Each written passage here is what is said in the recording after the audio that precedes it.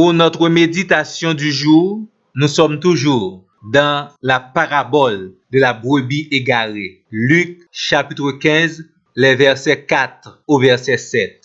Le premier constat dans cette parabole est la persévérance avec laquelle le berger cherche sa brebis égarée. Le deuxième constat, c'est la joie du berger lorsqu'il retrouve la brebis égarée. Il y a encore d'autres constats très subtils à faire dans cette parabole et cela exige très certainement une lecture entre les lignes et inspirée par le Saint-Esprit. Découvrons ensemble et examinons ces autres constats.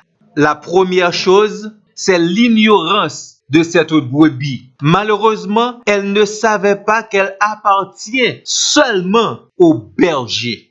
Si elle avait cette conviction, elle n'aurait jamais pensé à quitter la bergerie, car à qui ira-t-elle? Chère brebis du Seigneur, vous n'avez pas d'autre maître, vous n'avez qu'un seul maître, Jésus et Jésus seul. C'est une certitude qu'au besoin gagner, ou pas gagner deux maîtres, son seul que vous gagnez. Lorsque malheur frappe à votre porte, seul Dieu est et sera présent pour vous.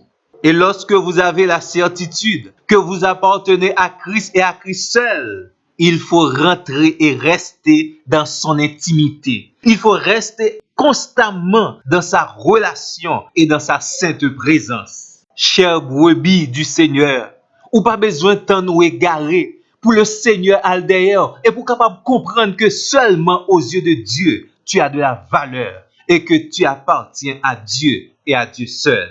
Je vous invite à cultiver la certitude de votre appartenance à Dieu. Malheureusement, étant ignorante de son appartenance au divin berger, également n'ayant pas la conviction de son appartenance à Christ, la brebis a suivi son propre chemin. Peut-être elle a écouté la voix des étrangers. Peut-être elle a porté attention à un mercenaire. Peut-être dans cas par là, ou porter trop attention à l'évangile qui est différent de l'évangile de Christ là.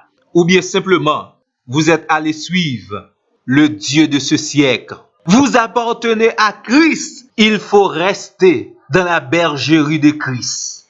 Une deuxième remarque. Semble-t-il, la brebis avait perdu la joie de son appartenance à ce divin berger. Vous connaissez, c'est une bagay qui mène les gens loin de Dieu. Les ont perdu la joie de leur appartenance à Christ. Il y a des gens qui pas fiers parce que sont brebis du Seigneur. Il y a des gens qui perdu la joie de vivre dans la présence de Dieu. Ben me rappelons yon bagay. Quelles que soient les circonstances de la vie, moun pas doit faire l'évangile sans la joie de la présence de Dieu, la joie de la prière, la joie de l'adoration, la joie de la lecture de la parole de Dieu, la joie de rester dans la présence de Dieu. Et lorsque cela arrive, nous pensons trouver malheureusement notre joie ailleurs. Est-ce qu'il y a quelqu'un qui m'entend là et qui a perdu la joie de son salut? Il veut déposer dans votre cœur une abondance de joie pour le servir, de joie pour chercher sa présence constamment. Un autre constat dans le texte de Luc chapitre 15, versets 1er à 7, c'est le silence et la docilité de la brebis dans le processus de sa repentance à Dieu. Ça qu'on rive gen moun dans moment repentance yo cherche justifier chute yo. C'est là ça y a accusé moun ak événement qui te cause yo chuter.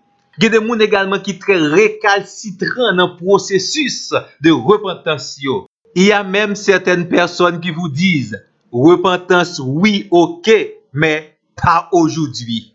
Oh, combien le divin berger est patient. Écoutez bien mon ami, la repentance est toujours une urgence. Ou pas doit renvoyer à demain. Aujourd'hui même, Dieu vous appelle. Tendez yon l'autre remarque. Texte là montre une certaine distance entre lieu côté berger a vle brebis yo yéa avec côté là trouver la brebis qui était égarée. Ça veut dire la brebis égarée a parcouru une certaine distance. Par contre, combien de difficultés, tracas, douleurs, épreuves, amertume, tristesse, li joint dans chemin ça, l'elle prale loin du troupeau, loin du berger. Mais on bagay qui extraordinaire. Sur le chemin du retour, li pa passe misère ça yo. Bien au contraire, elle est rentrée sur les épaules du berger.